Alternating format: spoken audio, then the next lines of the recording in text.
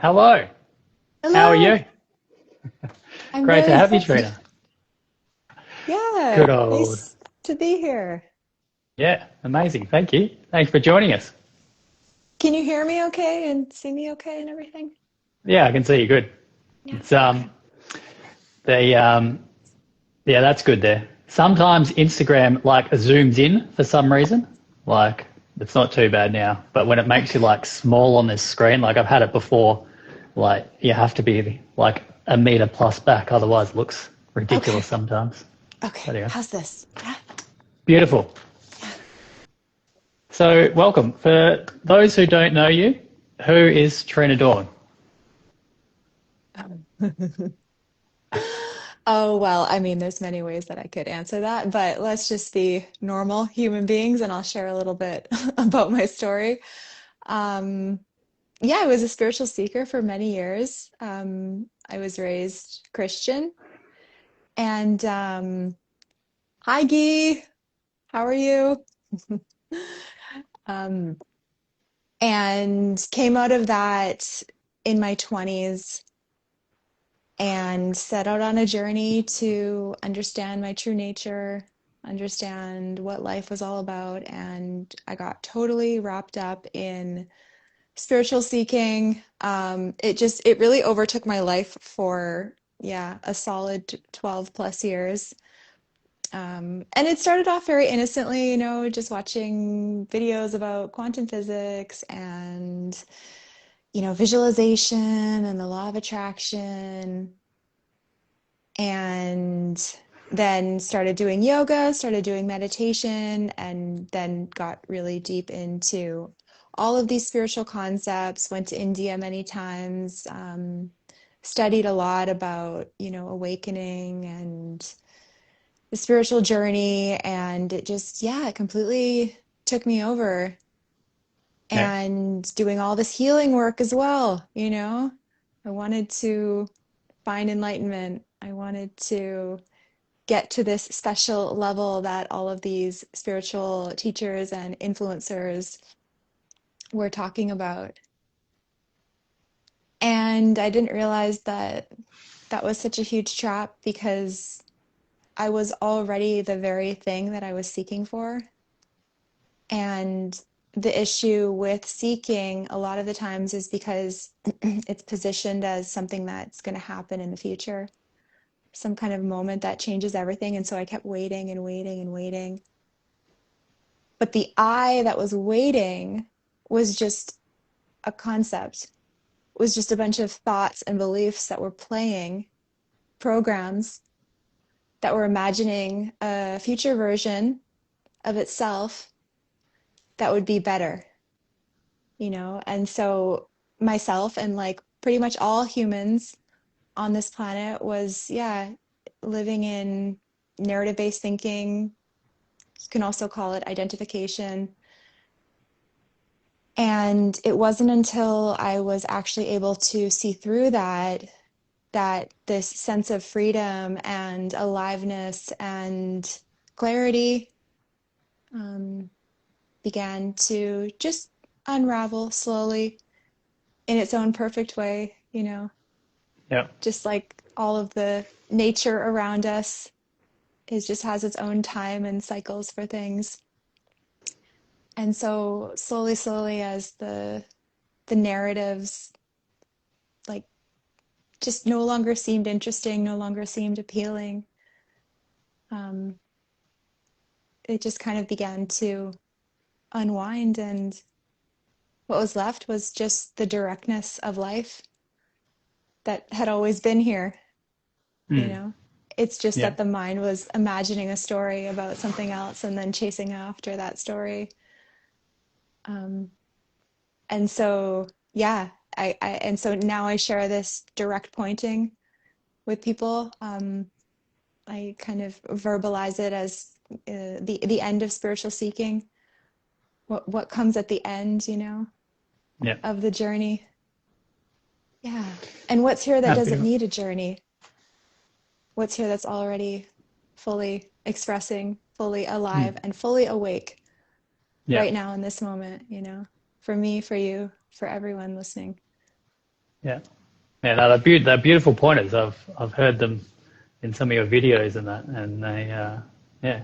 I think for anyone who's, I guess, I mean, I assume they can work for anyone, can't they? But I guess if you have been on the spiritual path for a while and you've got some of those spiritual concepts, or you've been doing some work and that kind of thing, the conversations or the questions are kind of, I guess, maybe like a koan or something for the mind. Like they kind of just pull you out of like that seeking behavior, don't they? They just bring you back to the moment right here, right now. So Yeah. yeah, they're very beautiful questions.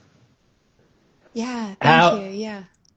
how did that all unfold for you then? So I think looking at some of your content online, or how I initially came across you was looking at, I found Emerson. Not that I've looked at much of his stuff, but the very first video I've watched of his was, I think, his interview with you, which seemed to be, maybe it wasn't your initial call with him, where he puts a lot of those online. It was like a follow-up a year later or something. Yeah, yeah, he didn't upload that. That was like very personal and vulnerable because I was like at the peak of my delusion, my spiritual delusions. And I was like, I was going through a personal crisis at the time, and I had been going through just them off and on for so long, and it was just constantly trying to fix myself. And yeah, when I met Emerson, he was the only, and I'd worked with many spiritual teachers before. I've done retreats, I've been going to satsangs consistently. And he was the only person to tell me to stop, like to be like, what are you doing? Like it's already right here. Like, what are you doing looking for yourself? You are yourself. Take away the Yeah, seeker, right?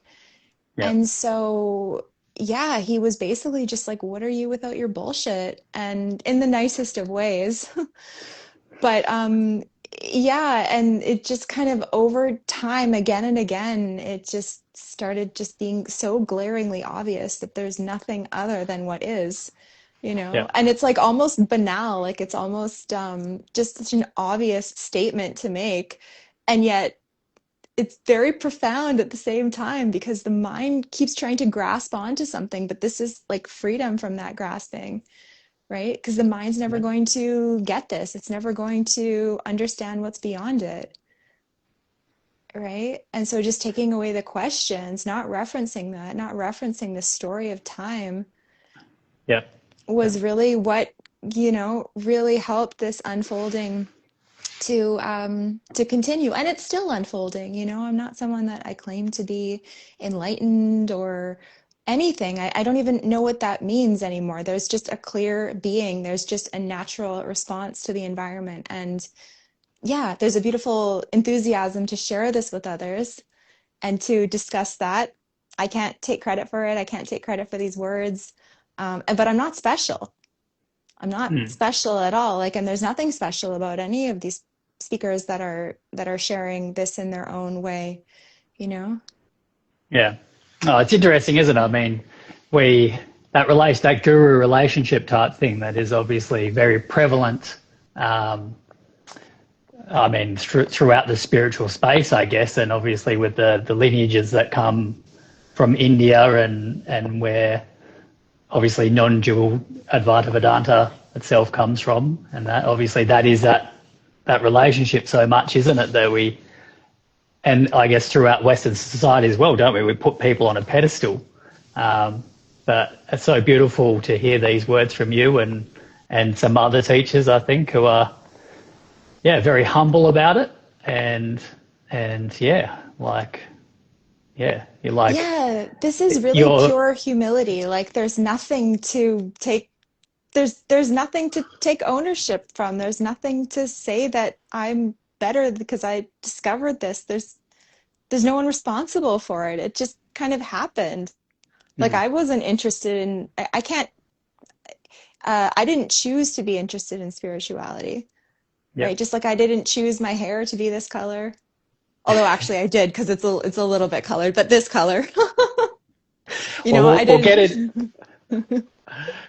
Well, Go ahead. we can dive into that straight away. I've got it later on to talk about free will, but Okay, yeah. always an interesting question, I think. But that moment or leading up to that for you. So obviously you were saying it was very personal, that call, and like you were having a tough time, I guess. And I think for me, similarly, what's probably helped a shift for me was definitely suffering, really, to be honest. And when I was before thinking like, I guess that mindset of, yeah, you're looking forward to the future, enlightenment's in the future, all these things are in the future.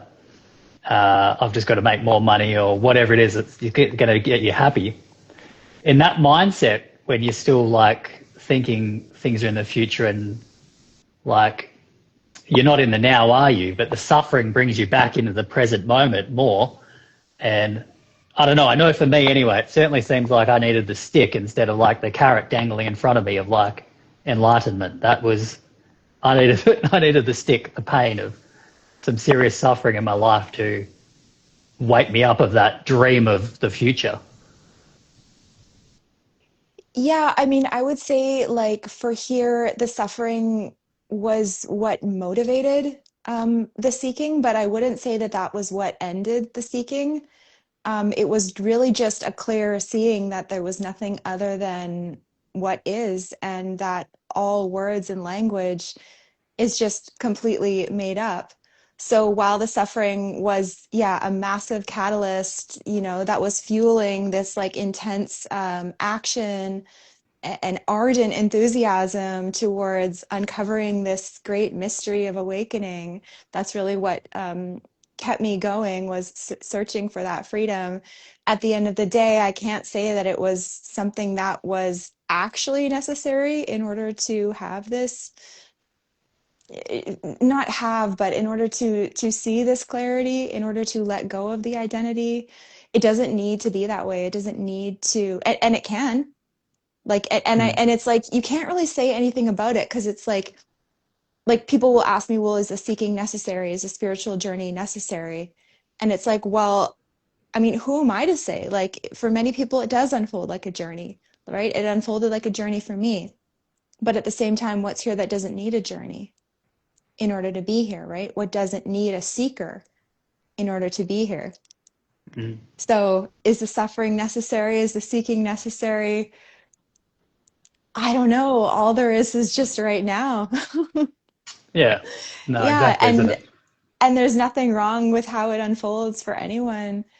It's just kind of how it is. And yeah, what else are you going to do with the timeless? What else are you going to do Yeah, with eternity? exactly. Yeah.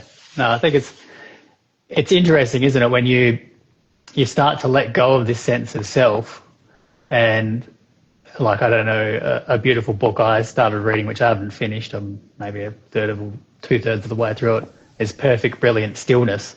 I don't know if you've heard of that book, I have heard of but it. Yeah. and yeah, like he's kind of just dismantling your your sense of self, I guess, from his own journey. And obviously, this just bounces off for a lot of people, right? Like if the ego is still too strong, and I think that for me, I guess, was where that suffering cracked the ego a little bit. That could start to be taken in, because I'm not sure if you have a very strong egoic sense of self still, if this works, does it? Or what do you find if you have, do you have people come to you like that? Or, I mean, I think to be on a seeking path, which we are, which hopefully ends, doesn't it? But to get on that path, I think if we're honest with ourselves, it is because we are suffering, even though we don't like the word suffering. I know when I was in denial about it, let's say, that I was, because again, the ego didn't like to say that. But when you come to that acceptance of that, I guess you're like Buddha's like Four Noble Truths begin to make a lot of sense. Like all of life is suffering. I mean, it's obviously a superlative to kind of trigger you a little bit, but starts to land a little bit. Yeah, I mean, like for me, the suffering definitely motivated the spiritual seeking, but what really helped me to see through the identity was just the direct pointing. And once that unfolded, I mean, the mental suffering, because it's not even about getting rid of the thoughts or getting rid of the what we call suffering or the mind storms. It's just about seeing through it. Mm. It's just about like seeing through it for what it is, because where's the I that suffers? It was only suffering in thoughts and concepts, which were generating feelings in the nervous system and creating this whole reality, right? And all of these concepts about like life is suffering. I mean, yeah, you could say that there's truth to that when you're living in thought world, when you're living in narrative-based thinking, past and future, and you're imagining that there's some truth to these words that are being spoken. But any kind of belief or any kind of concept that the mind builds around what this clarity is simply just a belief or a concept. Mm. And that has the tendency to kind of cloud it and overcomplicate things. But what works for me anyway, and I'm not saying that that can't be helpful for people. I'm not saying that this is the only way, but what really worked for me was just the clear, direct simplicity of just what are you without your beliefs? What are you without your story? What are you without your spiritual journey? What are Yeah. you without your narrative of suffering? Yeah. And so the people who come to you and you have these calls with you, like, then obviously I guess, or I mean, before I go too far into that, then like, so the moment with Emerson, I guess, was that really what you would call, again, not to like make too much out of anything, but was that call kind of like, let's say, your before and after moment, or like when you would say there was a shift, was like that was kind of the catalyst of it, or Yeah, for me, it wasn't a sudden thing. Like there were glimpses and there were moments where the mind was very silent, and then there were moments when the mind came back and doubted all of it. And it was like a real kind of back and forth. Like I would wake up and then I would go back to sleep, you know? And there were even like spaces in between that. So I didn't really have that moment that you see like a lot of people in like the calls that I post or the calls that Emerson posts. um, I don't really have a lot of, I didn't really have like a moment like that with him where everything just shifted at once. It was very gradual, and I continued watching his content and just letting kind of life do the work. yeah, But there was nothing really, yeah, I can't say there was anything like dramatic. I can't say that there was a before and after. yeah, It was just the thoughts just kind of started correcting themselves, and what was left over was just this silence, this yeah, openness, this identity free space that doesn't have a story. yeah, Yeah, so it wasn't like what you hear about when you listen, like Byron Katie or Eckhart Tolle, and they have these kind yeah. of huge openings. It was, yeah, it was very gradual, for Mm. here. Yeah. Yeah. I mean, they're obviously, yeah, I guess famous teachers with famous stories, aren't they? But I think if you actually had a conversation with them, it would be interesting to see if it was like it was written in the book, or it was more afterwards an integration and a period of reflecting back and going, oh, that was the moment things started to actually shift. Because it seems to me anyway, in my experience, it's like you don't realize the gravity of the moment until you like look back on it and you're like, Yeah. oh yeah, that was actually like a big deal. Like, because I guess in this lifetime anyway, or incarnation or whatever you want to say, even though we've got access to infinite everything, we, I guess, still don't have a reference point really in this lifetime for it. So it's like you don't know what you don't know until you can kind of frame it, which is certainly, I guess, Eckhart's story, isn't it? He just sat on a park bench supposedly for a couple of years because he didn't know what had happened. Yeah. So, yeah, And they're beautiful stories. And but so many times people get like they're waiting for that moment, like they're waiting for that shift. And like again, that can totally happen. Um, but it doesn't mean that even if you have a shift or you have like a sudden clarity that it's just always going to stay that way. It can, but it doesn't have to, and it doesn't have to be a sudden aha fireworks moment either. Like I try to share it more from the place that this is a sobriety rather than some moment that comes in and changes everything, because it already is what you already are. And yeah, just by kind of taking away, just letting the beliefs come up and then just burn them, right? Point to what's here without them. It's like this non-conceptual space of aliveness, you know? And I even say don't even give it a word. Like don't even put a name to it. People will say space, awareness, Yeah. pure being. Fine. I use words like that too. But at the end of the day, Yeah.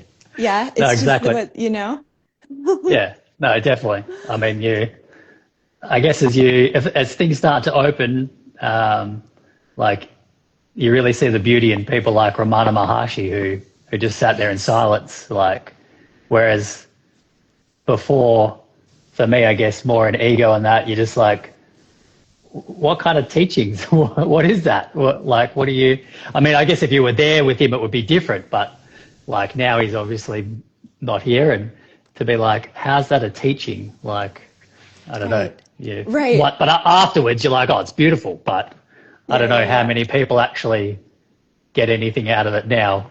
In retrospect, I guess. But yeah, Yeah. um, yeah, no, it's definitely beautiful. Uh, with Emerson, do you know his story? Did he have a similar direct pointing from that type of session, or is Yeah, it? so he was a spiritual teacher for many years, and because he did have a big Kundalini awakening, and he saw everything as God, and he did the whole like helping people. He quit his job, sold all his belongings, and started a mission in Canada, and was helping people and started amassing a following, and was teaching like meditation and yoga and all of that, and basically realized that he was just teaching concepts, and it ended up really breaking him. And he was teaching this for years and years, and nobody was getting free, nobody was waking up, and he was just getting more and more followers. And so it was stressing him out, and it led to a whole bunch of problems. And he basically just was meditating, and just like his story is crazy. Like he did all the Course in Miracles, Kundalini yoga, psychedelics, like all of this very intense. Like he was a full-time, like a Good seeking? super seeker. Yeah. Yeah. And then he had finally just had enough of it one day and just totally was like, F this, I can't anymore. And he actually, yeah, stumbled into this clarity like a couple weeks later when he was DJing, Okay. and he was just like Beautiful. doing something that he loved, and he was like, "Oh my God, there's no Emerson here." Yeah. And so he was very open. So he came to this himself, and then there was just a desire for him to start communicating about it, and so he started sharing it with people. And yeah, when I first discovered him, I was like, "Oh my God, like I got to talk to this guy right away." Like, Yeah. this is exactly what I It want. Yeah. resonated. Yeah. It resonated hard. Yeah. Yeah. And that was when you yourself were probably what in peak seeking for you. I was in peak seeking. Yeah. There was no, like, I was gripping on, like, there was no, yeah, I was Yeah. not ready to let it go. I was just like, I gotta try harder. I gotta try harder. But then you're Yeah. like, nothing's changing. Nothing, like, my life's getting worse. Yeah. How is it getting worse? I'm doing so much healing. I'm doing all this visualization. Like, I'm going to satsang. I'm doing retreats. I'm meditating every fucking morning, you know? I'm Mm. healing. I'm eating healthy. I'm all this. What, where's, Yeah. but it's Yeah. because I was just in my head. It's interesting, isn't it? Because I guess like yoga and meditation, all these practices are beautiful, aren't they? Like when you start them, you obviously get a benefit.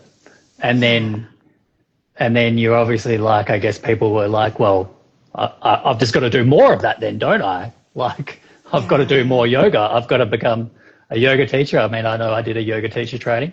Uh, I've meditated a little bit in my life, but I haven't become obsessed about it. Like I've been, I guess, more of a householder for me. So enlightenment was always something I was like, in the future when my kids are older, I'll have more time on my hands and then I'll be able to do it. But this dark night of the soul and the suffering for me was really, I guess, accelerated that moment, maybe. Yeah. And so what happened with you then? Well, I don't know if anything's happened either, I guess, but it's been, yeah. For me, the moment of that was deeper clarity was actually through a landmark a landmark seminar. I don't know if you've heard of Oh, landmark. yeah, yeah, yeah. Yeah, Yeah, I gets have heard gets of Landmark. labeled a cult, and I had a there's boyfriend that was really into Landmark for a couple years, and it really helped him actually. So, yeah, yeah. yeah. No, I think I mean, the way they obviously market things is not, I guess, great, but obviously it works for them and it's Yeah, yeah, free. yeah. It's like convince people to sell it for you. Yeah, yeah. I had It's to go like to a couple it's of those nights too, where they're like, "Oh, bring your friends," and yeah. yeah, yeah. So that's obviously got a yeah. I can see where it gets a bad rap, but yeah, on the other side, I mean, yeah, on like the final day, I mean, I think for me, I was during this dark night of the soul period. So yeah, I was suffering from intrusive thoughts, having really challenging thoughts, and yeah, was listening to a lot of Michael Singer and people like this, and I think on day 2 of Landmark, I kind of felt like I was in a blender or something. Like I was like, I don't know what was going on, because it's obviously got like a lot of NLP and kind of like the kind of breaking you down psychologically, I guess. And it is a bit of that ego crumbling, I guess. And then day 3, I sort of described as like getting hit over the head with a plank of Zen wood by Alan Watts or someone, because it does have Zen roots in it. Like the guy who founded it, I think, had studied a bit of Zen Buddhism and this type of thing. So Oh, cool. basically on the final day, they sort of challenge your notion of, do you have free will? And then they say, you don't, you're a machine. And they sort of let you percolate in that for a little while and see all the rejection and all the resistance that comes up to it. And that's sort of the moment, I guess, that you either get it, because prior to that, one of their big things is like life is empty and meaningless. That's on one of the earlier days, I guess, which is, again, a very bitter pill to swallow for a lot of people. But they let you percolate in that, and then they go, well, it's up to you what you make the meaning out of your life, but it is inherently empty and meaningless on its own. Again, whether or not you want to believe that, it is all just words, right? But it obviously breaks you out of that conditioned way of thinking that a lot of us are in. And then this idea challenge you that you're a machine sort of thing, and then they let you sit there and stress, and then you kind of either get it or you don't, and then they tell you, well, you're a meaning making machine at the end of that if you didn't sort of get it. But for me, that was definitely a bit of a trippy moment. Kind of felt like it was only me and the like presenter, like, because I was online, but sort of felt like, I don't know, it was just like me and him in like this space. And yeah, it was probably for me a moment that, yeah, wasn't fireworks or anything, but something definitely shifted then, I think, where, yeah, it's like, oh, not that you had words for it or anything, but it was like you kind of, I guess I think for me it was like you either choose to get it or you don't. It's like, so just choose to get it. It's like, who's going to choose for you otherwise, sort of thing. It's like, you just get it. Like, Yeah. and yeah. And you see how it's not even spiritual. Like it doesn't have anything to Yeah. do with spiritual being moral and all of this stuff. I mean, it doesn't. It's just a universal truth that we all share, that we all are, that it's nothing special even. Yeah, no, definitely, isn't it? It's, yeah. I mean, and that is the mind, isn't it? And that's where you can, I guess once a shift happens, then all these things start to make sense, don't they? To whatever they make sense to. But you can see all the games the mind plays and the words and the language and how it's basically just creating its own cage for itself, which, Yeah, yeah, exactly. it's all these beautiful things. Because exactly, what else are you going to do for eternity when you're the divine? Like, you've got to trick yourself into thinking you're not for a while. Otherwise, you know how the movie goes, so it gets a bit boring. Yeah. Yeah. Do you think, so had you looked into non-duality before Emerson or Oh yeah. anything like you Oh, had? Okay, for so you had sure. found non-duality, yeah. Oh yeah, I went to Tiruvannamalai, which is like the non-dual capital of the world, and I lived there for four Is it? months. Stayed at the Okay. Ramana Maharshi Ash. Yeah, it's Arunachala where Ramana lived, Yeah. where he was. Yeah, that was in 2016. Yeah. Um, yeah, I first discovered non-duality at a yoga retreat, Ramana Maharshi, and then got into Muji pretty hard. Went to India to see him, lived in India for a year, the last time I was there, and was doing all these retreats and yeah, just consuming a ton of non-dual content and books and satsangs, etc. No, interesting, yeah. I've been to Tiruvannamalai actually. Oh, And nice. yeah, I didn't I mean I knew I had known of Ramana but I not in any serious way. Like I didn't actually know who he was really. But yeah, I've actually sat in his cave, I think, Oh yeah. up halfway up the mountain Yeah. there. Yeah. And yeah, that was where I went and did a yoga retreat in Matarai, which was where I met my wife actually. And Oh.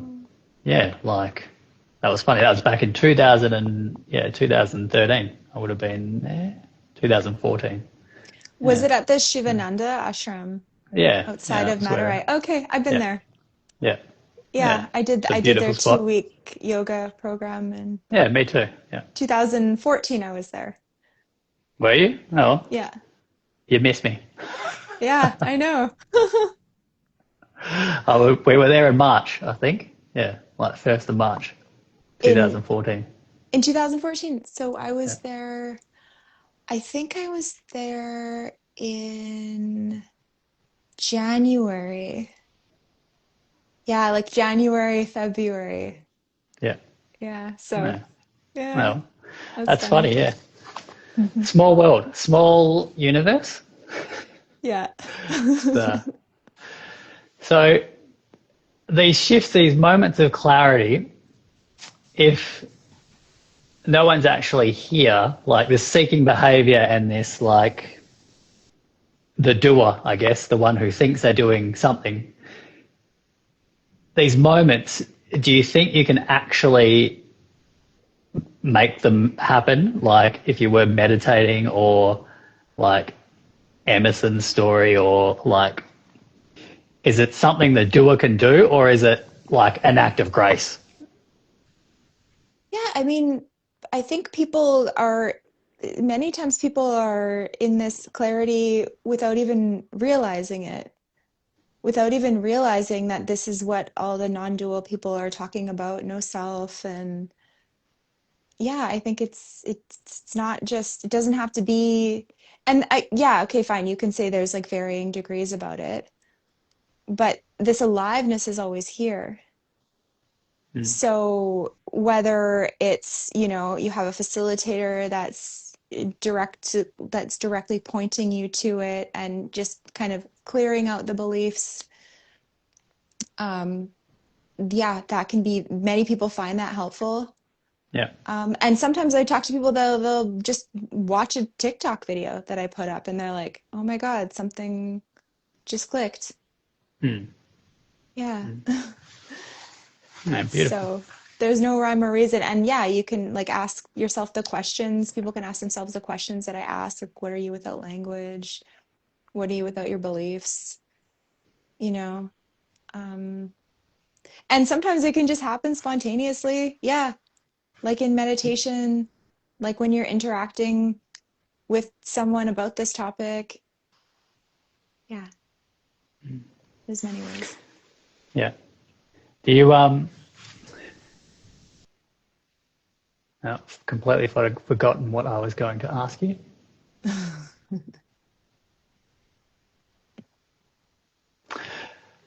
So now for you, like, what are some challenges in your life? Then are you still having challenges, and does this change how you approach them? Challenges. Look, I don't want to say that I don't experience challenges, but I can't really. think of any right now, to be honest. Like things are pretty good right now.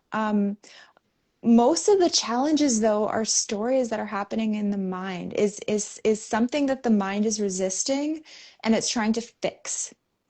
Mm. Yeah, so I'm not saying that like there can't be any pain. Like I have for instance, I have a family member that's very sick right now. Very, very sick. And there's nothing that I can do about it, Mm. right? So, yeah, the body's going to feel a like emotion about that. There's going to be, just a natural concern, a natural like desire to check in.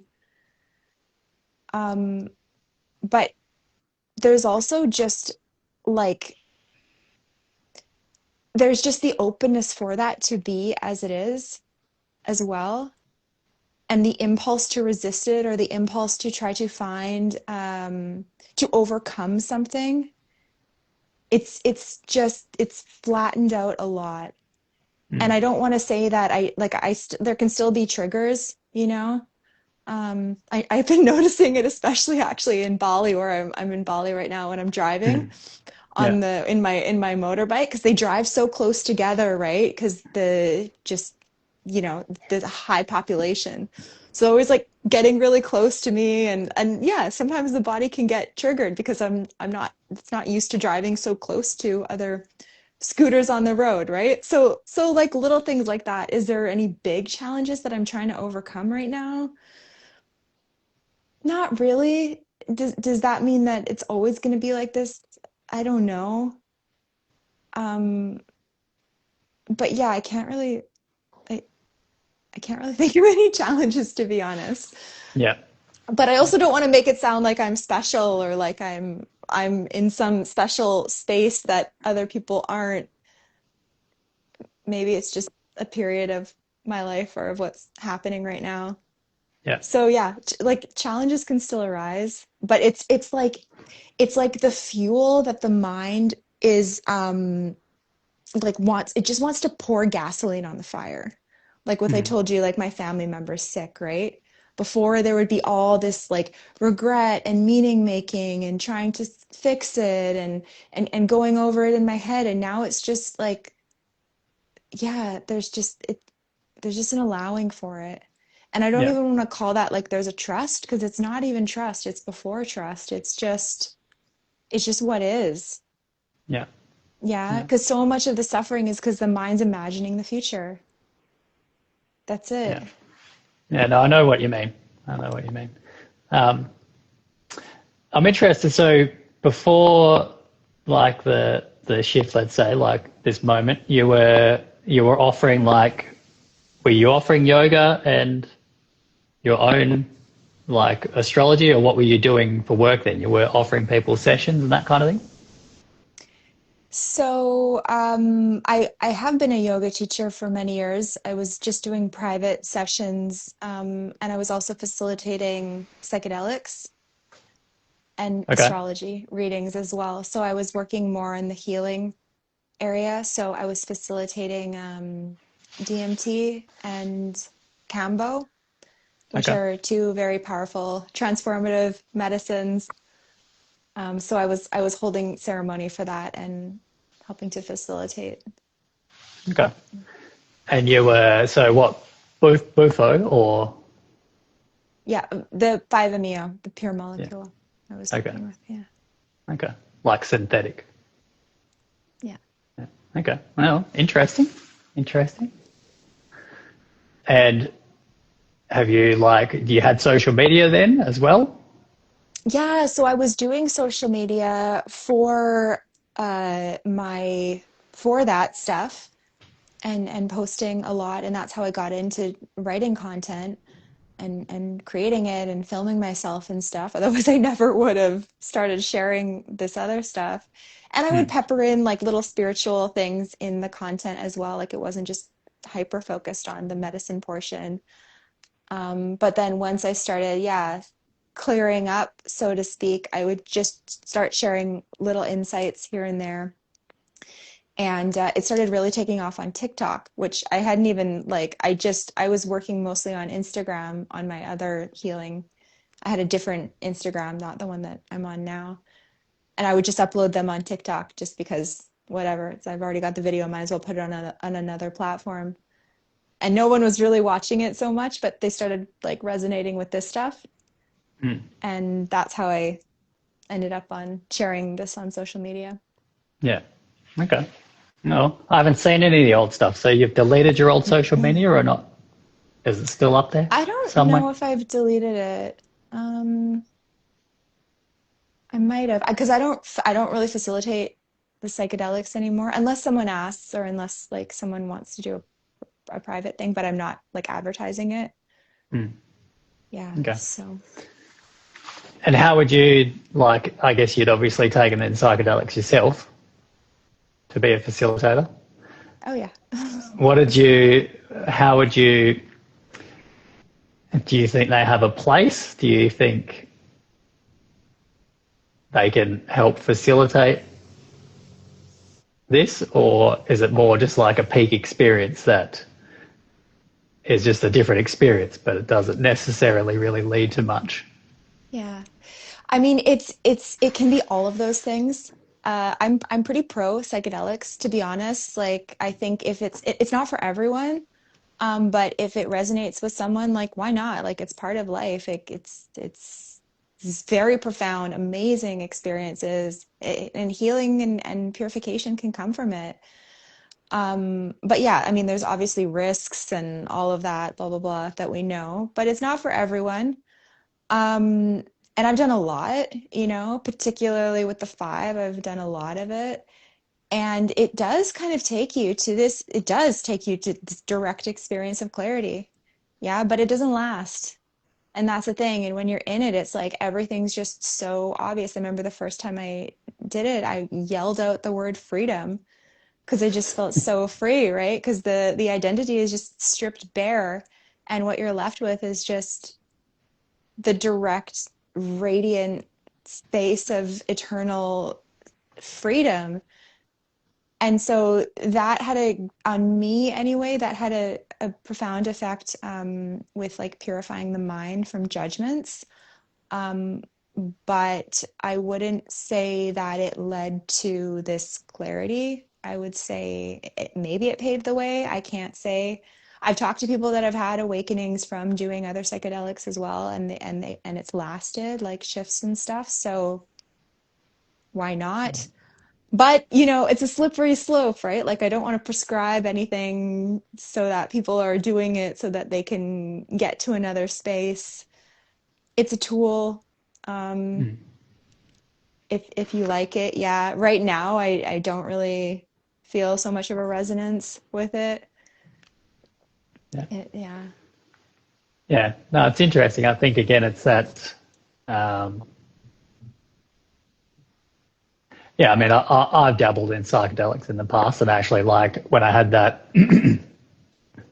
like late 2024 was this challenging period for me starting, and then I had like I actually did Bufo, had a Bufo journey already booked in, kind of thing, and I was just like full like meltdown like the night before, like should I be doing this, like thinking I'm going to lose my mind and just like all these fears and stuff, and I didn't actually during the session, like, yeah, I think there was so much fear there that like I didn't really have that experience of oneness or this type of thing. Um, but it's interesting to look back, I guess, on the second like dose. I was just, I guess, gone, and then I did come to and had thought I was enlightened, and thought the guide was like Jesus, welcoming me Yeah. to the other side, and all I needed to do was smoke some bufo. It was pretty funny. Um, because he did quite look like Jesus, and after that I was just like, you're Jesus, and then the neighbour's angle grinder next door kicked in, and I was kind of like, oh, Oh, maybe not, maybe not. yeah. Vibe Um, kill. but yeah, no, it was funny, but yeah, these things like I think then a week later, because then I was like, for me anyway, that period was like peak suffering. But like a week later, I was reading, what was it? I think it was, it's my wife's got it here. It was Iyengar's book, and like in his book anyway, he says he never made it there, or he didn't think he'd got there. But reading a section he had written about samadhi, and that actually brought me back to the journey, and I was like, oh, I actually did have like a really, it was either the journey or some other time, but it was like, I actually brought me back to a moment. I was like, oh, I actually did have a moment like that, but I just, whatever. The brain was wiped. The memory was not there of it, but that brought me back to it. I was like, well, okay. Totally. So, like a reactivation kind of thing. Yeah. Yeah. Yeah. Yeah, because you're just gone, right? There's no memory there that's able to fully capture what happened. You're just like, I don't really know. It was just, it's so different than this normal identified human life. Yeah. It's completely different. It's there's no earth, there's no me, there's just there's just freedom. Yeah. Yeah. Yeah. I think there was what am I trying to say? There was going blank again. Anyway, the thoughts are leaving. The thoughts are gone. It's good. Yeah. I read somewhere in like one of the forums about it. I think it was like, that was what I was trying to say. Like, I guess with that, it's the integration, isn't it? So like you have these experiences, but you've got no framework to put it in. So it's like you don't know, again, what you've experienced. It's like, because you can't have a framework for nothingness or the absolute, can you? Like it's outside of a framework. So you have the experience and then the mind's trying to make sense of it, which doesn't really work, does it? So then you just pull yourself back into reality. Exactly. And the words have a really powerful way of doing that, you know? So if someone's using 5-MeO or like any kind of psychedelic medicine for like realization, which isn't, I don't know if I want to recommend it for that, because it's really not necessary. But, you know, I would say the biggest integration, particularly if, you know, there's been a shift or there's been, you know, some kind of clarity that, you know, the mind thinks that it needs to integrate, is just taking away the words, taking away like any landing point, taking away any reference to a self, because you're never going to find it in the thoughts, right? What we're uncovering, what we are, is already fully integrated, right? It's already fully it's already the case. Yeah. And it can unfold over time. It doesn't mean that, okay, I've had a realization, now all of a sudden I'm just in this different thing and everything just makes sense and I just, you know. Yeah. You can go to sleep again. You can kind of wake up, or you can kind of be in limbo and then okay, and back and forth and shift. But the suffering, the bullshit, basically, it just starts to feel less and less interesting, captivating, harmful. Yeah. Because there's only just this directness. Yeah.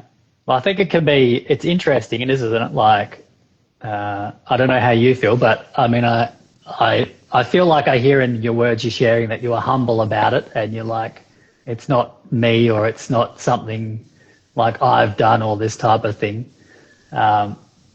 It's interesting though, like, I don't know if you've felt moments where our ego, whatever you want to use word around that, I guess, like wanting to claim something or imply like you've made it, this type of thing, which I guess like a spiritual teacher or a guru, many do imply that. I don't know how you feel about that, but it's interesting for me. I sort of feel like whatever's going on, but there's still like this awareness of like watching that one, and I guess not allowing it to claim what it shouldn't claim as like it's made it or you made it. For me, I feel that's a slippery slope, I guess, that once you allow that, then I don't know, it's interesting. Like you can see, I could at least see how the ego could then be inflated quite a lot with a spiritual teacher or a guru, and you can kind of understand how it seems so many teachers and gurus, there are scandals involving them or around them. And I don't know if that, for me anyway, is maybe that is the spark. Like they've obviously had the clarity to be able to speak so eloquently about it.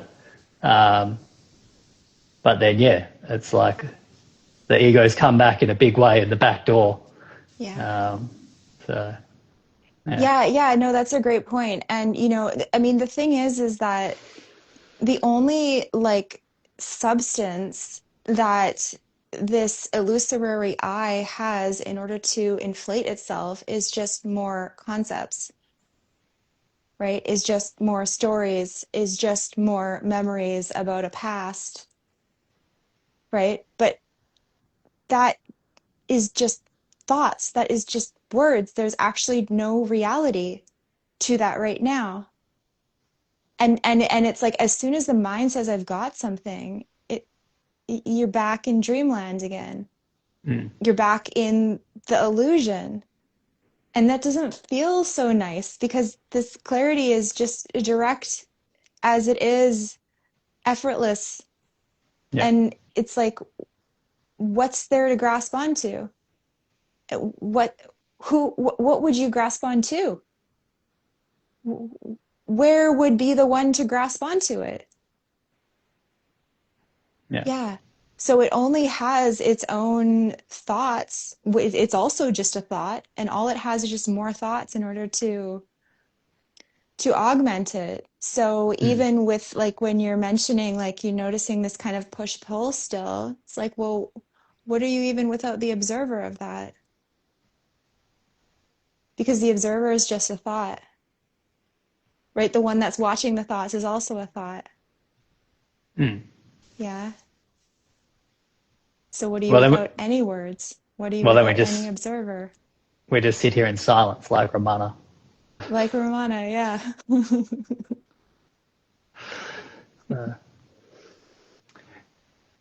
So you start to feel a bit more, I guess, with the direct pointing and at least the way that I share it, it's just I kind of reinforce again and again that there is no next. Like there's no place to get to. It's already right here, right? But the mind keeps wanting a journey and it will say, oh, well, I still have these patterns. That means I'm not there yet. I need to dissolve these patterns. But that just reinforces the patterns. And that just reinforces this illusion because all those patterns are just memories. Yeah. It's just empty words about something that innocently took place. There was no I responsible for it. It was just mechanical. It was just a formula. So it's just like, just meet it with silence. Just meet it without the words again and again.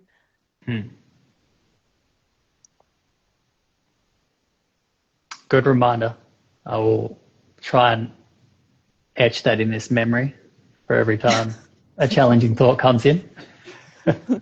I need a picture of Ramana to come up. I'll just stare into his eyes. Yeah. So let's touch on then, which is something I've made a lot of content about recently, which is spiritual bypassing, which is a topic that I guess is spoken about in the New Age community, but I think it's a topic that isn't so much spoken about within non-duality, but I feel it's very prevalent in non-dual circles because obviously the truth or the teaching or whatever you want to say, like it's like self-reinforcing, let's say, I guess. Like you can always use it to kind of bypass, I guess, can't you? Like you can always use it to be like, oh, well, I wasn't triggered, let's say. There was no one to be triggered. And subtler degrees of that and then not so subtle degrees of that. And I don't know, it's like, I guess I see this quite a lot. For example, like if you look in like if you look on Reddit or something about non-duality, right? And you've just got like people like arguing about, you don't get it. It's like, you don't get it. No, I get it. You don't get it. It's like, I just love it. Like It's a bit of a joke, isn't it? And that's where I guess when you actually do get it, like you're saying, like that I's dissolved a bit, that the one who wants to like say I've got it goes away. So it's like you're not going to be in a non-duality forum arguing that you've got it. Like you're not going to be there. Um, No.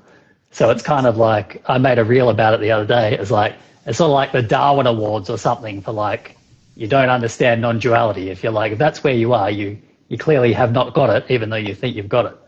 Um, so I think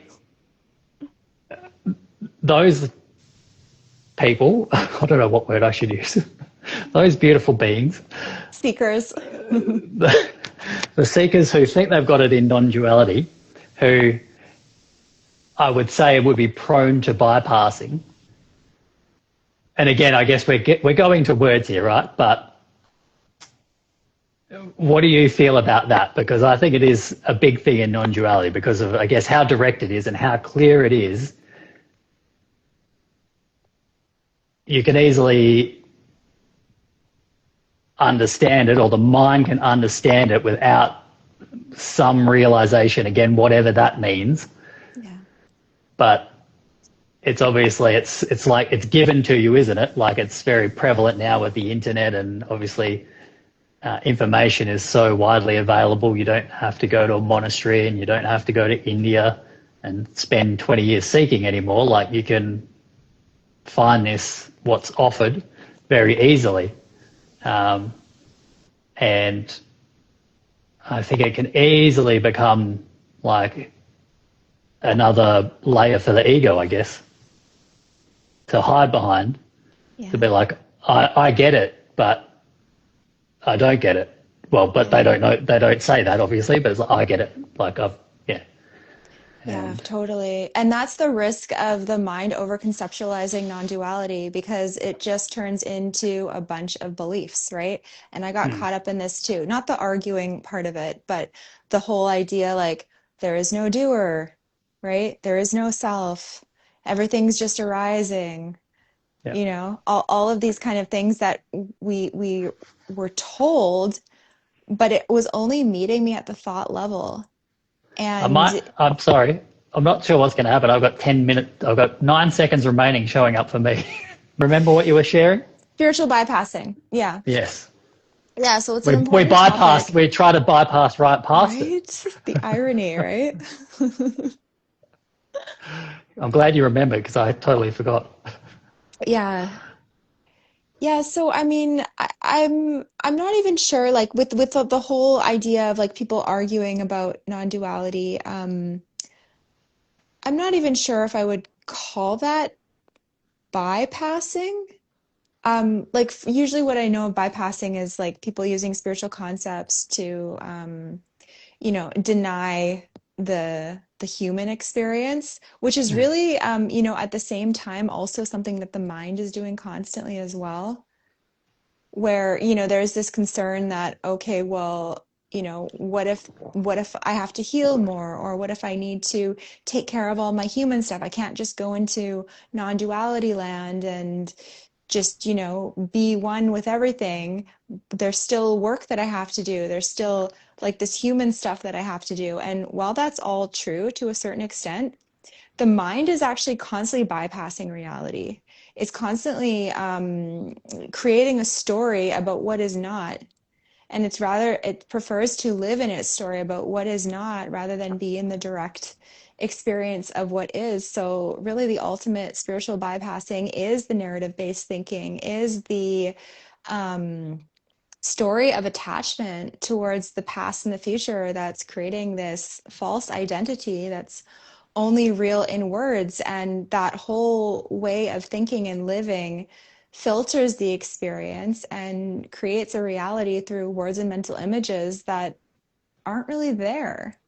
mm, Like it's, I mean, not to say the thoughts aren't there, but the story that they're painting is just a mirage. And many people live their whole lives completely bypassing reality.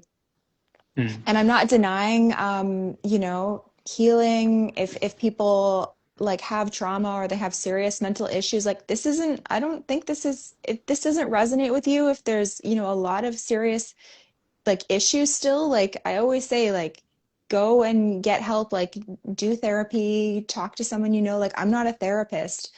I'm not here to heal your trauma. And some people come into these sessions sometimes thinking that this is just some kind of quick fix, that there'll just be some quick, and of course the mind has those expectations. It's Mm. typically not going to uncover that because the mind is really looking for this moment that changes everything. Yeah. But that whole seeing is being in the directness of what's here without that expectation. Yeah. Mm. Because that expectation is the bypassing, in one sense, is the Mm. bypassing of what's actually here. Mm. Yeah. And there's nothing wrong with, developing healthy habits or, if there's trauma in the body, like, yeah, nothing wrong with that. But what I talk about is just this kind of like incessant, addictive seeking that begins to take hold of people that have been on a spiritual path for a while.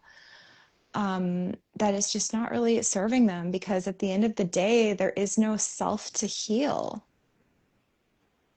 The self is just a bunch of stories, it's just a bunch of memories, Mm. it's just a word, right? There's just existence existing naturally. And the mind can label it healed or unhealed, right? Or good or bad, or good habits, bad habits, but there's only just what is. There's only just like the innocence of this moment Mm. and whatever comes from that. Which is exactly true, right? But then that's, I guess, where, I mean, that is where for me it can slip into spiritual bypassing, I guess, if,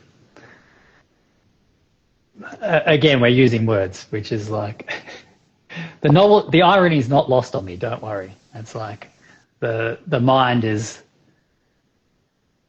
the mind obviously creates the problems. So, but I guess that if you like subcompartmentalize your mind, I don't know how you would do that, but obviously you're trying to get more meta, aren't you, to where, like you're saying, there is no self, and so you don't, there's really no problems. But if that's, I guess, not really realized or maybe embodied, whatever word would make sense, again, if it is a belief or a concept, that then that is where I could see that you could bypass the human experience or the human reactions. Yeah. And yeah, I guess like where, I mean, I don't know how you feel again about, again, like not saying next or, but whatever this unfolding is, what's happening for me, whatever that means, I would like to, for the time I have on this earth, I guess, try and embody as much of the divine as possible, more and more. Again, whatever that means, it's all just words, but um,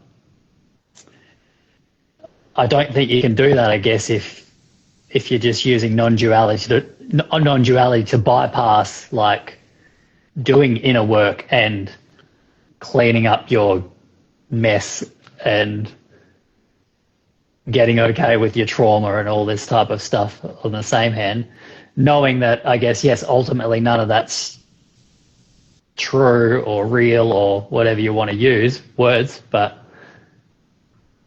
again, I guess they're the afflictions of the character or whatever you want to say, what terminology you want to use, that I mean, I feel, again, there's no right or wrong, is there? So, but it would seem to me certainly that there's a lot in the non-dual space who come to the understanding however they arrive there, and then, yeah, I guess are using that to bypass doing inner work still. Yeah. So the thing is the idea of a character can only exist when the mind is referencing time. And when the mind is going into memories of the past and then projecting that into the future and then imagining that there's a self here that needs to heal. And of course, there's nothing wrong with that, and there's nothing with changing patterns. But at the end of the day, what I'm offering is just the direct pointing, which is very, very simple because the self that wants to heal is only real in the past or the future. Yeah. So, and the self that has problems is only real in the past and the future. Yeah. And it doesn't mean that those patterns can't still play out and that, the mind can't, that one can't make something called a mistake, what the mind labels a mistake. But it's really about freeing yourself from that narrative that is constantly referencing itself to be a product of the past and the future. Yeah. So if there's trauma in the body, by all means, like get help. I've spoke to some people and I've said, like, please see a therapist. Like, I'm not here to heal you. Mm. But I am here to point out that there's something here that's whole and complete, regardless if there's trying to fix oneself or not. So healing, what we call healing, can still take place, or it cannot. Like life continues to unfold, but this is about not giving the mind any more landing points, any more things that it needs to do in order to be fully what it is already. And everyone has their own journey for that. Like this, of course, is not therapy, but it can also be very therapeutic. And it can be enough to help someone see through the illusion, really, of this self that needs fixing, right? Like I'm in Bali right now, and so many people come here for healing, Mm. and they're just constantly healing. They're just healing, healing, healing, healing, healing, because that's their intention, is they want to heal. Well, then you're just going to get more opportunities to heal, and you're just going to keep healing, and you're never going to finish healing. And there's a place for that for sure, but it's just so easy to get wrapped up in this, and you don't need to be fully healed, whatever that even means. It's just the mind keeps moving the goalposts, and Mm. it keeps imagining some future moment when it will be fully healed, and then it will be enlightened, and then it will be its true nature. But this is about dismantling that whole belief system and pointing to what's here that has nothing to do with time, that has nothing to do with a thought constructed identity. Yeah. Yeah. Yeah. Does that That's, answer your question, or was that too wordy? well, it's okay. I think, yeah.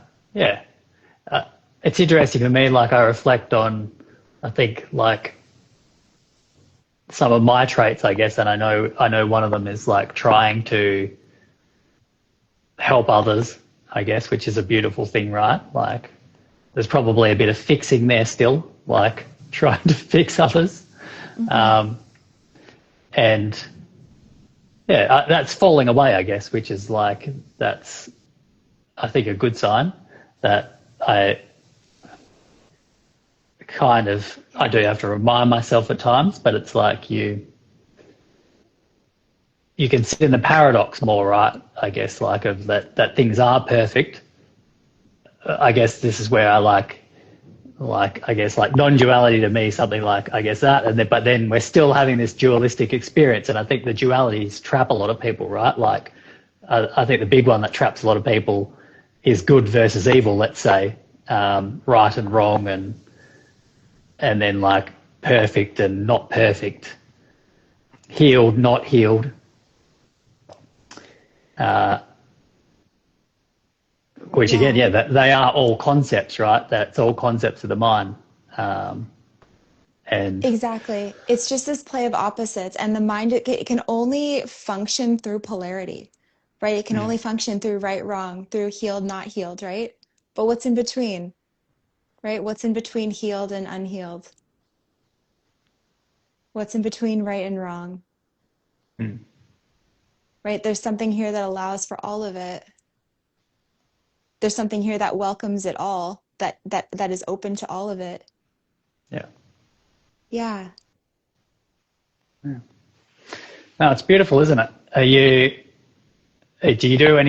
doing any sessions in person, or is it mostly remote? It's mostly remote. I have done sessions in person though, just people that have been in the Yeah, area.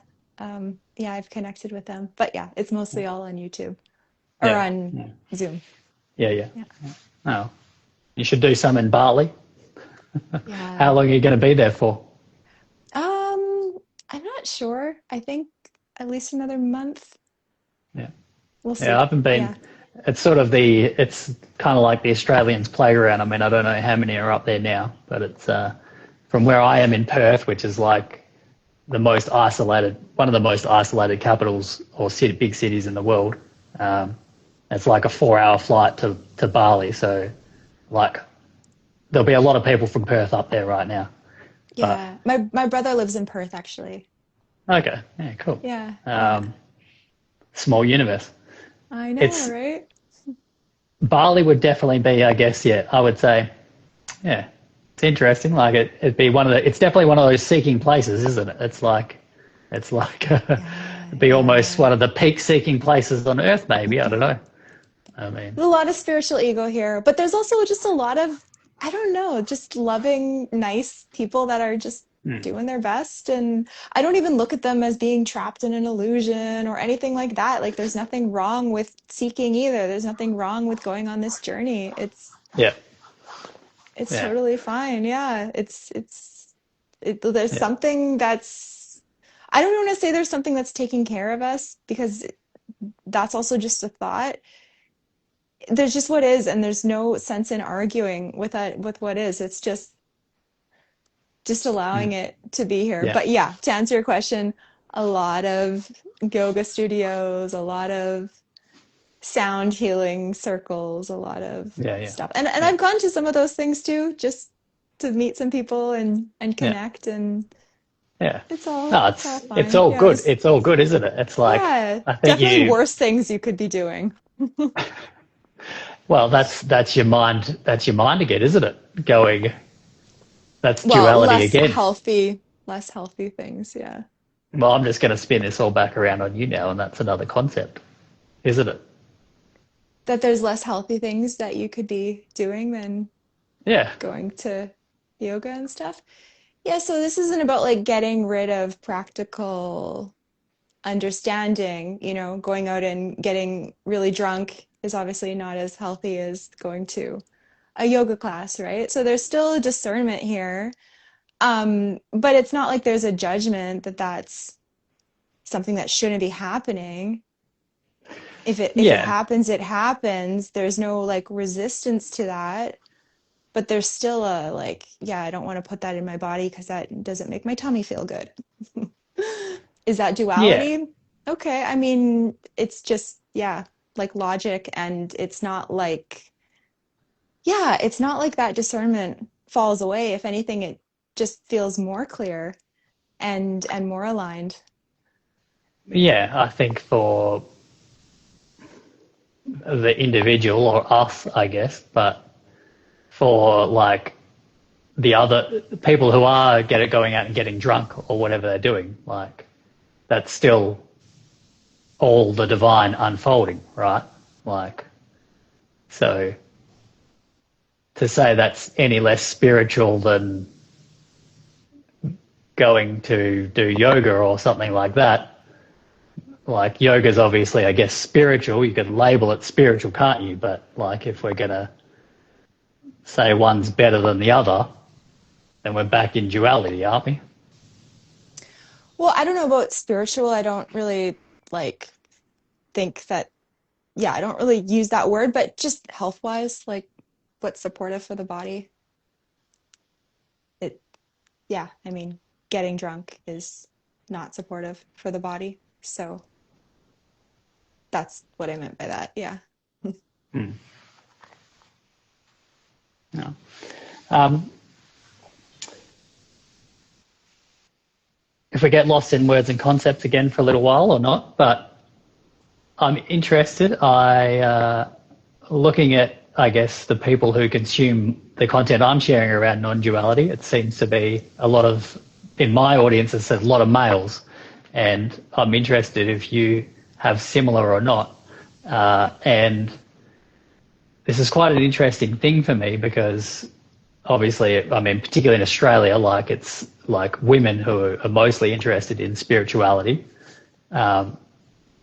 whatever again you want to make that word mean, but obviously yoga, sound baths, this type of thing, like the practices I've offered as well and still do, like a sound medicine journey in a dance, and another practice, spinal energetics. Like Oh, I've done that. I, I haven't been holding those for long, or I haven't been doing them recently. Um, but I think the last one I would have been like maybe March or something this year, and it'd be like me and a bunch of women in the room, sort of thing. So women are obviously interested in spirituality, but then when it comes to non-duality, it seems to be more of a male audience. Yeah, I found that as You, well. I've definitely found that as well. and I guess being a woman yourself, then what do you think there's any reason for that? Like, is it is there a reason women don't seem to resonate with it as much? I guess it sort of is more of a maybe it's a heady thing, even though it's like dissolving thinking. But I guess it's conceptual till it's not. I don't know. Yeah, I don't know. I don't know, maybe because it is more of a my yeah, that it can turn into a very kind of conceptual system. Um, but yeah, and there's not too many women speakers, or not as Hmm. many women speakers No. anyway, Yeah. as the males out there. Yeah. But yeah, I don't know. Oh, maybe it's going to change in the future. Yeah, but I've definitely Whatever noticed that unfolds. too. When you go to like spiritual events or yoga classes, something it's, yeah, Yeah. 90%, if not 100% sometimes females. Mm. Yeah. So if you're to play devil's advocate for the direct approach or the no mind inquiry, like what do you think's the biggest valid criticism of it, if there is one? Mm, I would say that sometimes it doesn't meet people's expectations. That can be a bit of a bummer for some Yeah. people. They have an idea about what they're going to get from the session, and sometimes it plays out like that, and sometimes it doesn't. Yeah. Yeah. Yeah. And how are you with that when someone's kind of disappointed, or I guess seemingly disappointed, are they? Or what's their response like when they, I guess, have these expectations and they're seemingly not met? Yeah. Yeah, you just kind of continue to point out the obviousness. And that's actually how I felt initially as well. Like I felt like I was coming out of a cult because I was so invested in non-duality and these pointings and this journey towards enlightenment, and that there was something that I was going to get from it.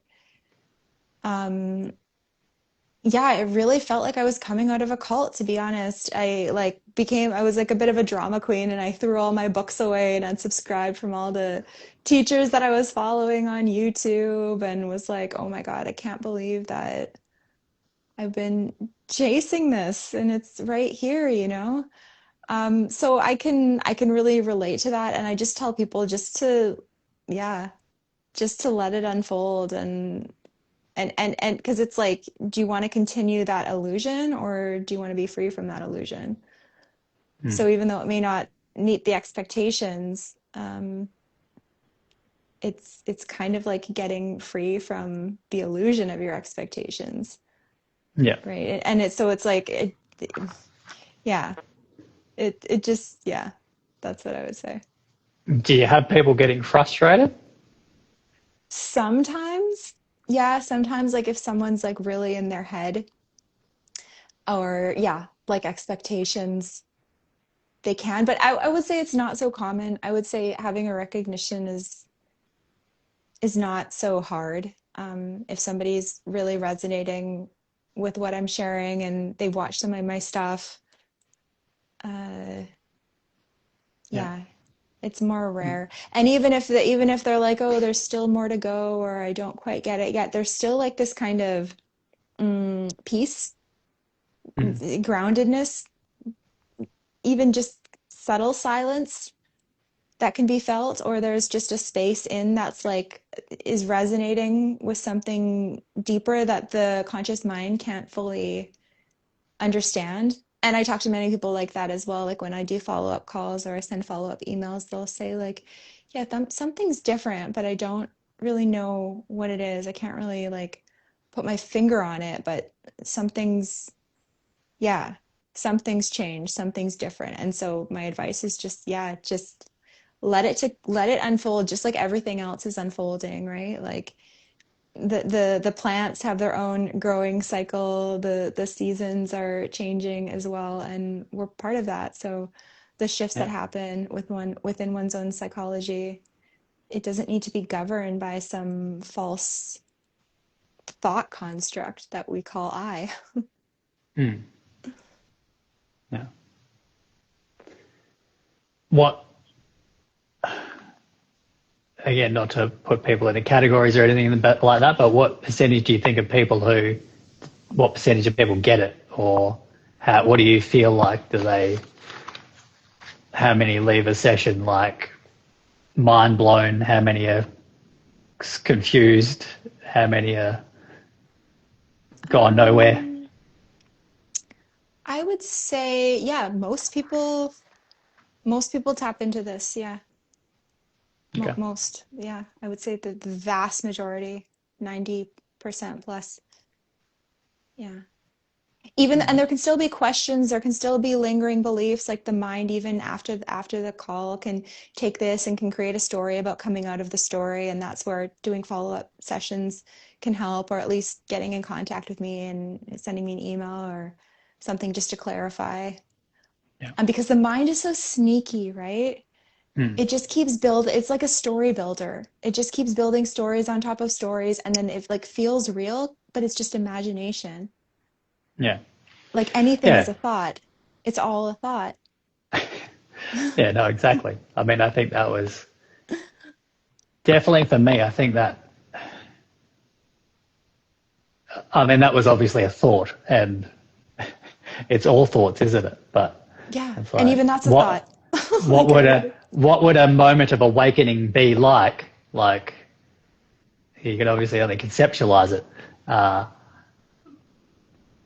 but I think for me, whatever, Yeah. like this like moment of like just choosing to get it. It's like you choose to get it. Like just get it. Um, But what chooses? oh well, I don't know, but it's like it's like um,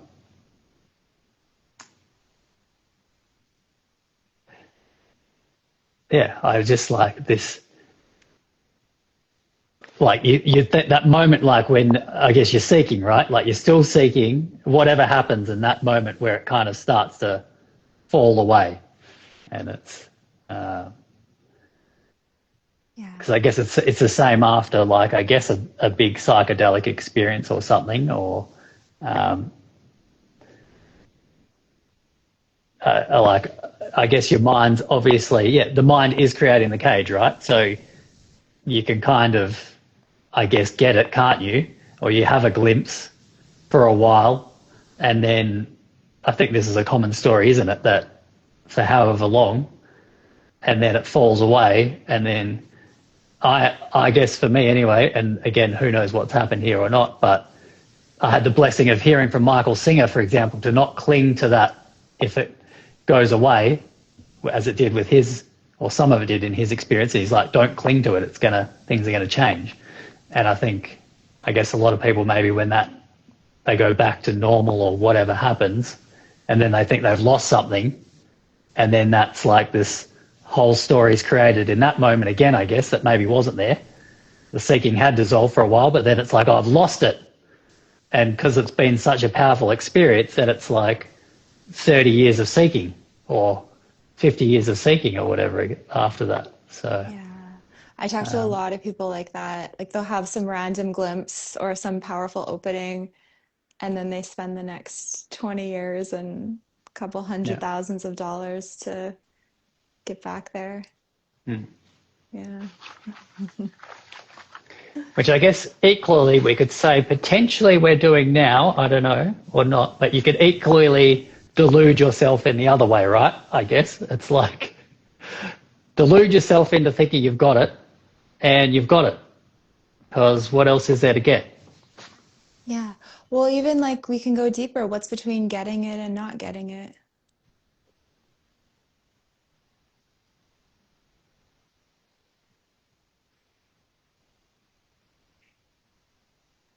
Because getting it is still just an object that the mind creates about a moment that it will get or it will find or it's responsible for. But what's here regardless if you get it or you don't get it? So I'm always pointing back to the directness that's here that has nothing to do with thoughts. Yeah. What's here that's not a thought? What's here that doesn't need a thought?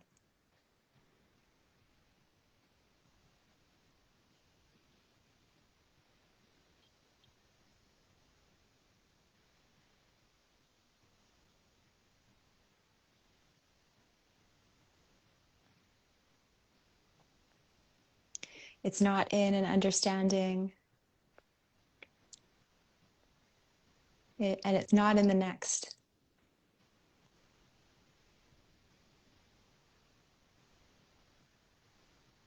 Take away the next.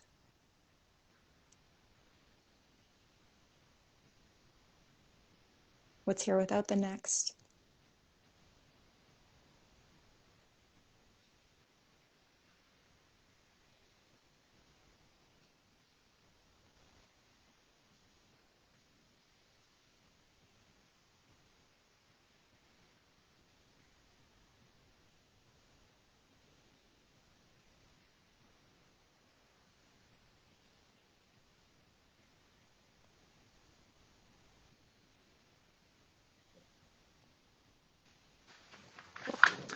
Well, we should keep trying to go deeper then, or not. I'm like, this is good for Instagram Live, isn't it? Just two people staring, or not. One's got these eyes closed and nothing's happening, but who cares? Yeah, that's where the money is, right?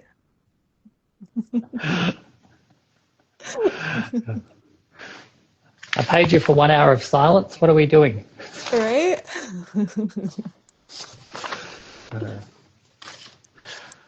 What else can we talk about quickly? I don't know what the time is. Um, what do you think about the question of free will then? Yeah, I mean, I think ultimately it's unanswerable. Um, and again, it's just a concept. So free will, no free will, it's just an idea in the mind. Like there's only what's happening, right? That's true. There's only just what is. So whether the mind labels the choices, the outcomes as free will, or whether it labels it as determinism, I mean, you could make cases for both, but at the same time, it's like, yeah, where's the self that has free will? Like, where's the self that chooses?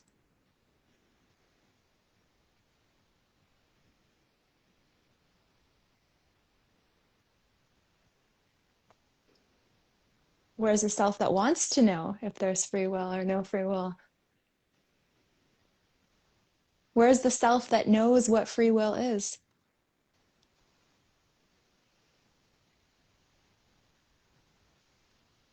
My brain's breaking, so Yeah, yeah, yeah.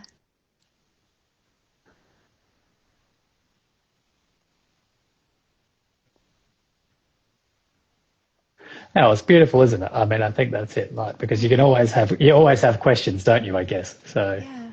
It's yeah. But yeah, if you really look, like where is the will right now? Without the past or the future, where's the will?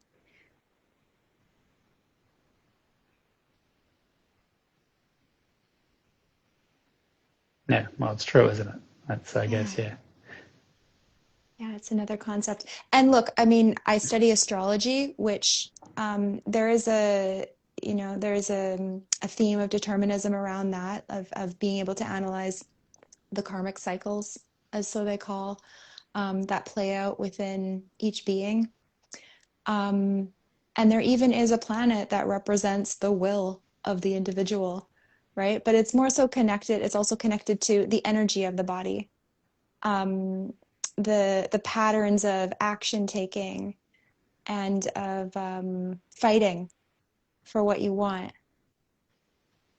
So there can be patterns like that that naturally play out in each being. Some people have higher energy, some people have lower energy, some people are motivated by emotions, some people are motivated by ideas, some people are motivated by money or relationships, right? But there's no actual I there that can claim that. It's just part of creation, right? Just like the Mm. tree is not actually choosing to grow its branch that way or make its Yeah. leaf in that shape, Mm. right? Or bring its roots down to a certain level of depth. Yeah. Yeah. And we can say, oh, well, it's all conditioning, but do you have children? Yeah. Yeah. Yeah. So like I don't have children, but like you probably noticed that like they come in with their own little unique individual expression as Mm. well, right? Like no, like Yeah. obviously there's conditioning and there's that can form that, but they have their own expression, their own unique thing that the conditioning Yeah. can shape, but it's still something that's not coming from the conditioning. Mm. So whether it's the conditioning or whether it's just this kind of natural expression, it's just creation. There's nothing really behind that. Yeah. Yeah. Well, there is, presumably there is, but who knows? We're never going to know that, are we? I don't know. But That's a good point. Yeah, it's you it's can't it, find it, maybe is a better way of saying it. it is obviously this, whatever this experience is, which is then,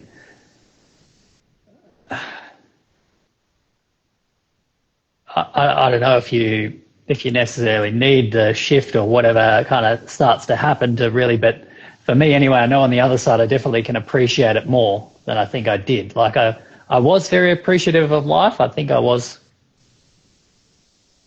quite, yeah, I don't know. I definitely enjoyed it, and but I think on the other side now, there's more like, I don't know. I mean, you just melt into not knowing, like you just let go of Yeah. trying to figure life out and figure all the secrets out and what's my purpose and all this stuff.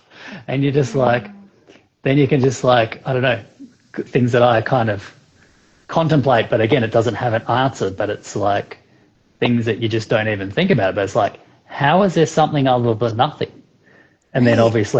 then obviously people will tell you there is nothing, and maybe there is nothing, and I can understand how there could be nothing, and maybe there is nothing, but I'm not going to deny my lived experience because that just seems stupid. Yeah, and And nothing is just another position. It's mm, just another, oh, that's it. It's nothing. Oh, okay, I've got it. It's nothing. Yeah, that's it. yeah, How does that do anything? It's just more yeah, candy for the mind and just keeps the mind asking more questions and building on, okay, well, nothing. That's my belief now. yeah, yeah. And then, yeah, I guess when you can let go of all of that, and then, yeah, you can kind of, that's it. You can sort of contemplate that, and you're just like, I don't know, you can just feel more held by whatever is holding you. Not that there is anything holding you or there is anyone to be held, but you're just Yeah. like, you start to, yeah, I guess it's that egoic sense of self softening a little bit that you're just like, okay, I guess what non-dual, what you will find quite easily in modern non-duality or neo-Advaita Vedanta or whatever you want to say, like you'll find all the answers. They can kind of, I guess, start to percolate more, or I don't know, whatever it is. It's like, oh, okay, you can start to feel it more maybe than just a bunch of concepts in your head or beliefs, which I guess is certainly something I noticed I was doing with non-duality was making it into a belief system, or I guess that's what you sort of do. like Yeah. anything. It's And like if you're looking at like a beautiful piece of art or something. And rather than just marveling at it and taking in its beauty and being like captivated by it, if you're an art lover, the mind is going, oh, what's the ratios here? And what's the color palette? And what's the, all of this. And it's yeah, just like so unsexy, right? yeah, Rather than just being awed by the magic, by the mystery, by the miracle mm, of the yeah, direct experience that every single one of us is in every single moment. The yeah, mind creates thoughts that create this illusion of duality, right? But two is just a thought, mm, and then it begins to live in that world. yeah, But yeah, yeah, so it's like, well, you can, and there's the openness for that too. If mm, there's an expression of playing in very deeply in the conceptual realm, this open space is so open that yeah, go for it. Go mm, for it. yeah, It's yeah.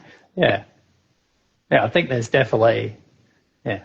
I mean, everything starts to make sense, whatever that means again, right? But like, chop before enlightenment, chop wood, carry water. After enlightenment, chop wood, carry water. Like these things that beforehand made no sense. You're like, oh, okay, all right, okay, I get that one Yeah. too.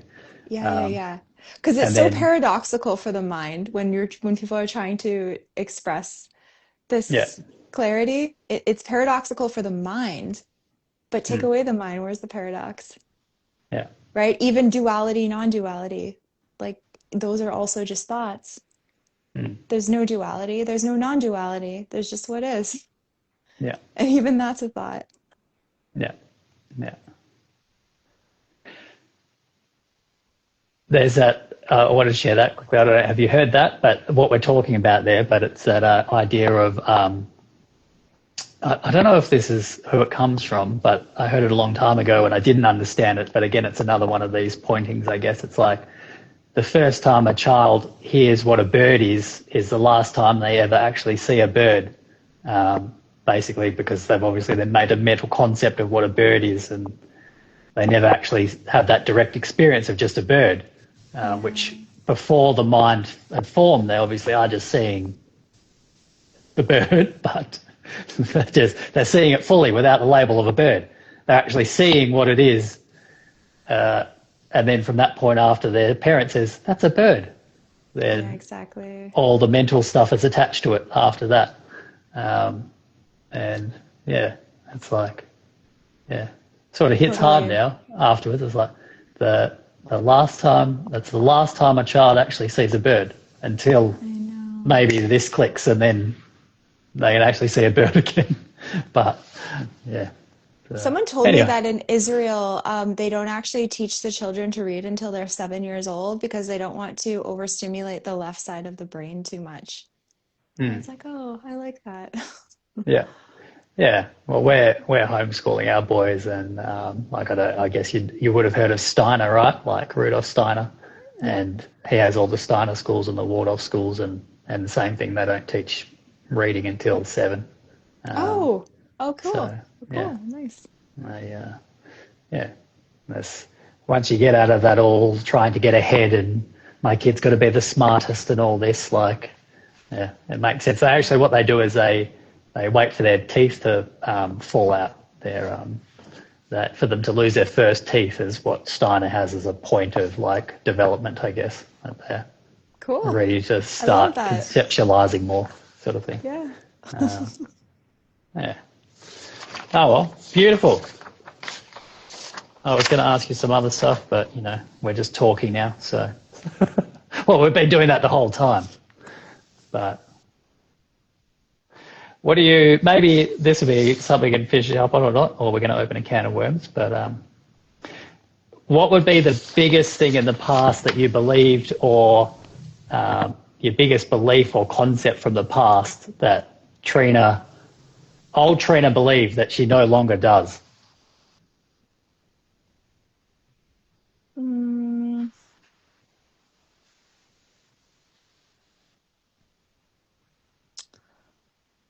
I would say that I would say the biggest one was just this belief in insecurity, this belief that I was insecure.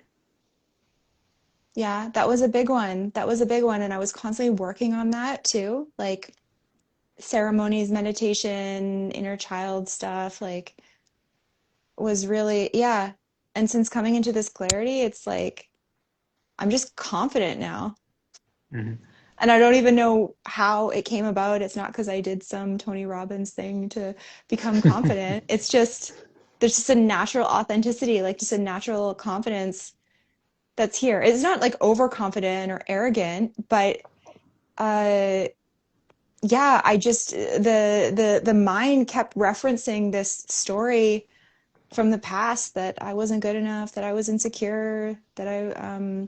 needed to be more, I needed to prove myself constantly.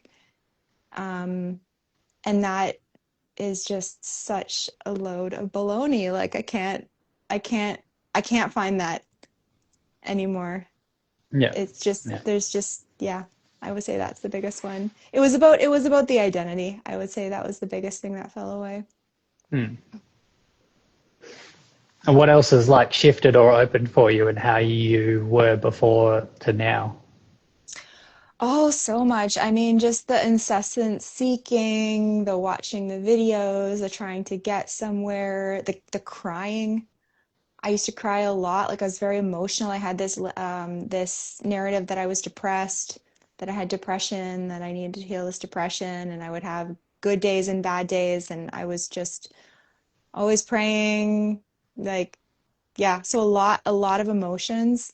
Those have settled right down. I'm still like the system is still quite emotional. Like I still like can cry easily, like in like touching moments and but yeah, it's welcomed more so now, but before there was a lot Mm. of despair. Yeah. And then just all of these beliefs as well, like even this belief in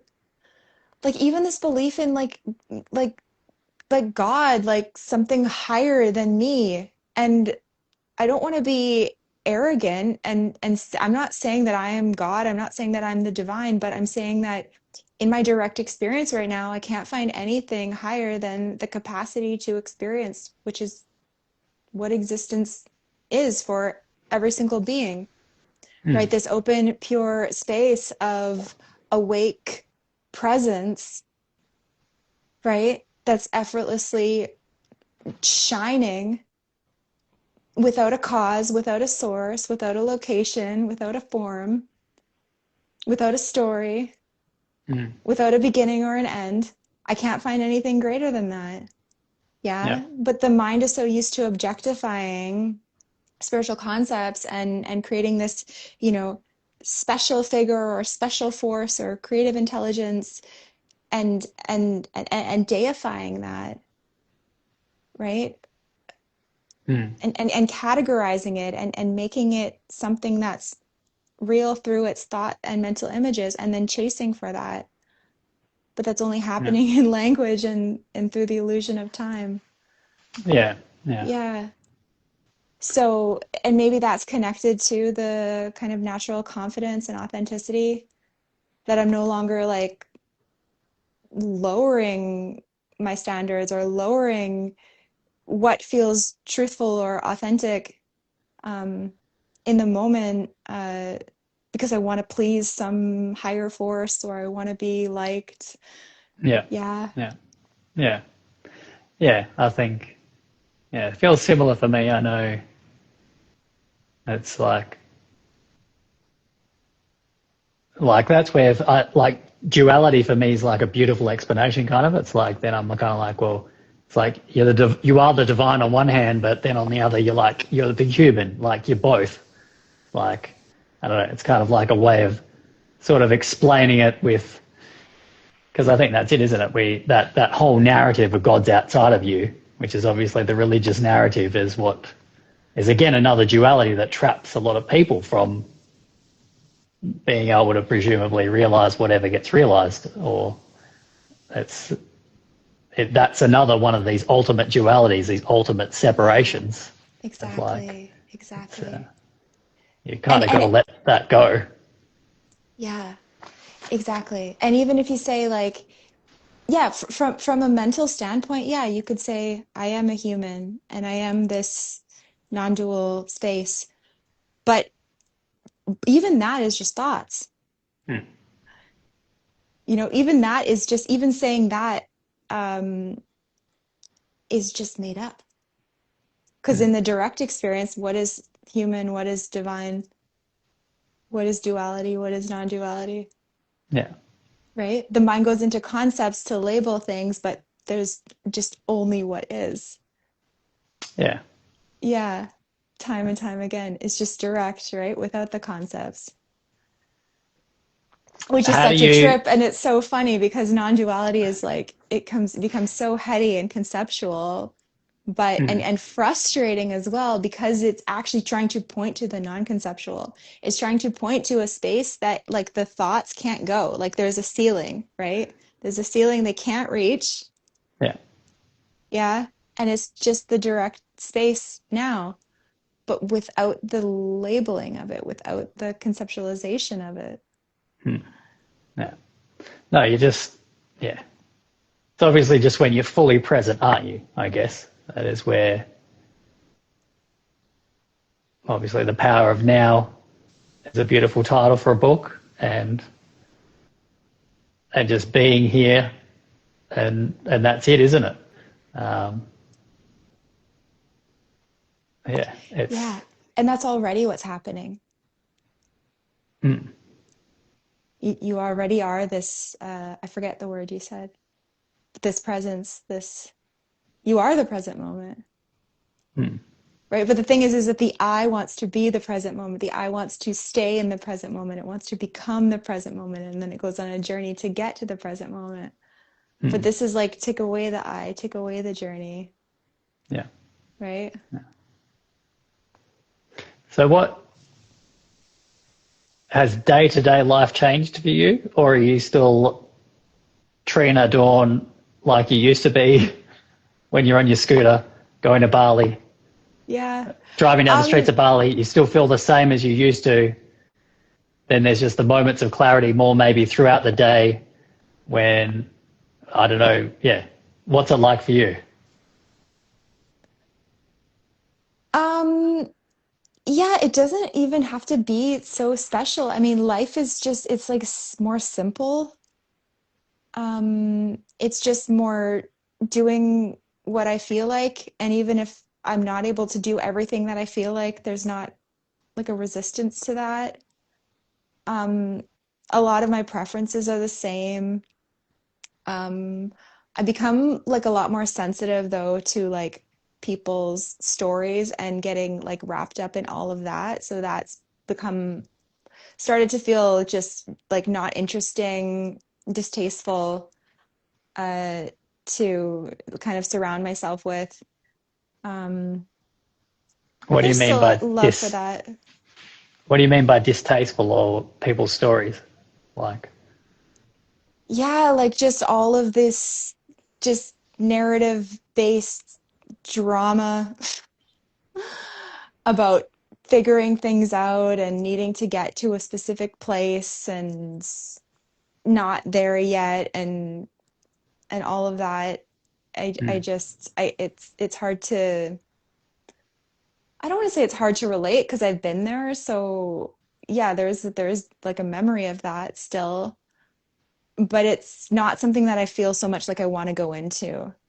mm, Like when I'm talking with my friends and or family members or just people that I meet and you can tell that they're just really wrapped up in their story and their beliefs and stuff. And to me, I'm yeah, yeah. How are there's just you no with your interest. How are you with your family then now? Um, yeah, there's a lot more compassion there. There's a lot more just presence. Um,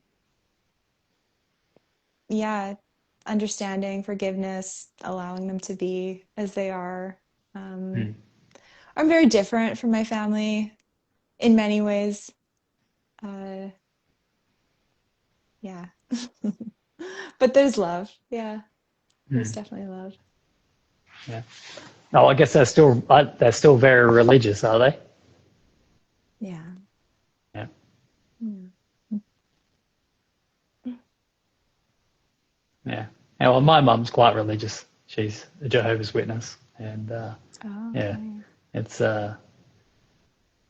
that's interesting. I mean, my dad wasn't, so he wasn't religious. So I was brought up kind of religious, but one parent wasn't. So I kind of had like a duality experience of religion. So I think that's quite balanced. It was good. Nice. I yeah, it's funny because I think about like the questions I used to say to mum, like about like when my brain was obviously coming online, like the prefrontal cortex is like, so if there's a God, like who created God? And like mum couldn't answer that question, and so I was like, oh, well, I don't believe any of this then. But like I don't know, I'm glad it's not me now, because if I was Jehovah's Witness, like I think I could probably try and answer that question, like, Oh God. and trap you in, like Oh yeah. you'd A be lot of like, mental gymnastics. yeah, but like, yeah, you'd be able to actually answer that question instead of like, well, not, I don't know if you would or not. That's just stupid, but anyway, that's just funny. But I know for me, I was trying to change my mum for a long time after, or not after, but during my whole spiritual journey, I was always, I guess, like we'd always end up in arguments about religion after like, I don't know, an hour and a half of, not an argument, but quite a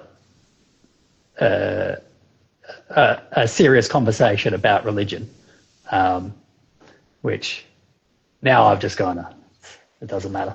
It doesn't matter. No, it's Like, not worth it. It's really not. yeah. So that's beautiful when you can just go, it is what it Yeah. is. Yeah, you It's do like, you. we can't all be the same, because then we're just, I don't know, resting as the absolute nothingness. so, so yeah. Well, beautiful. Well, thank you very much for the conversation and your You're time. welcome. Thank Yeah. you. Thanks.